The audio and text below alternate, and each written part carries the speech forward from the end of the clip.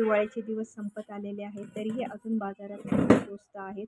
कारण उन्हाळा अजून जास्त कडाक्याचं चालू झालेला नाही आहे. त्यामुळे तुम्ही पटकन जाऊन बाजारातून लिंबू घेऊन या आणि त्याचा रस काढून घ्या. मी तर तुम्हाला दाखवते कशाप्रकारे क्यूब तयार करून आपण स्टोअर करू शकतो.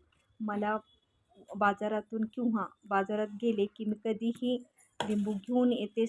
खूप स्वस्त असतात आणि आपल्याला हिवाळ्यात एवढी काही गरज लागत नाही. कशासाठी लागते? फक्त नॉनव्हेजची भाजी किंवा मासे याच्यावर टाकण्यासाठी लिंबाचा रस लागतो म्हणजे लागतोच.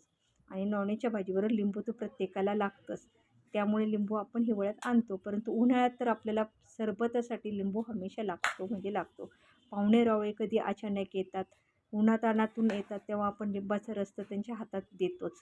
तर अशा पद्धतीने लिंबू स्वच्छ धुवायचे, कटिंग करायचे आणि लिंबाचा रस काढून ठेवायचा. लिंबाचा रस काढला की ती तुम्ही गाळणीने गाळला तरी चालेल, नाही गाळला तरी चालतो. मी गाळत नाही. अशा पद्धतीने खूप रस तयार होतो. मला तर गावाकडून वानोळा जर आला ना, तर मी डायरेक्ट लिंबाची क्यूब तयार करून ठेवते. असे आपण लिंबू आणले आणि फ्रीजमध्ये ठेवले तर जास्तीत जास्त 15 दिवस किंवा महिनाभर राहतात.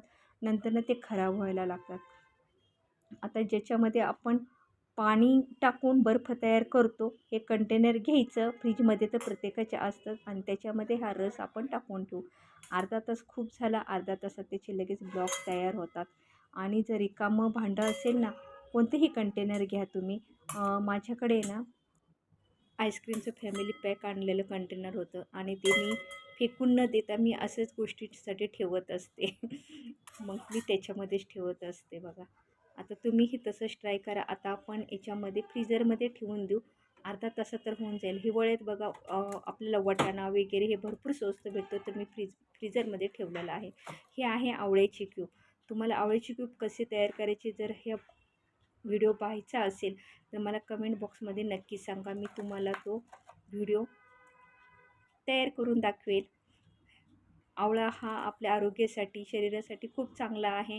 ह्याने त्वचाही चांगली होते आणि केसासाठी तर खूप उपयुक्त आहे. केसांचं तेल करण्याचा मी व्हिडिओ टाकलेला आहे. त्याच्यामध्ये मी आवळ्याची पावडर टाकलेली आहे. कारण त्यावेळेस माझ्याकडं आवळ्याची क्यूबही नव्हते तयार आणि आवळाही ताजा नव्हता. तर मला नाईलाजाने मला पावडर आणावं लागली. तर ह्या केसांसाठी तेल तयार करायला लागलो ना, तर याच्यामध्ये एक ब्लॉक टाकला तरी काम होऊन जाईल. आता आपलं लिंबाची क्यूब्स तयार झालेले आहेत. अर्धा तासात तर खूप लवकर तयार होतात आणि मस्तपैकी कडक कडक झालेले आहेत. आता आपण एका प्लेटमध्ये काढून घेऊ. आणि हे ब्लॉग जवळजवळ 2-3 महिने तरी टिकतात बरं का. कारण की आपल्या 2-3 महिनेच गरज असते. नंतर ना एकदा पावसाळा सुरू झाला की मग आपल्याला लिंबाची एवढी काही गरज लागत नाही की सरबत वगैरे असं काही कोणी पीत नाही. लिंबाची गरज लागतेच, पण जास्त प्रमाणात नाही लागत कोणालाही लिंबू. नॉनव्हेजच्या भाज्यांसाठी किंवा कोणी गरम पाण्यात सकाळी सकाळी लिंबू पिळून पितं, तर हे ब्लॉक जरी गरम पाण्यात टाकले आणि पिलं तरीही काही प्रॉब्लेम होत नाही.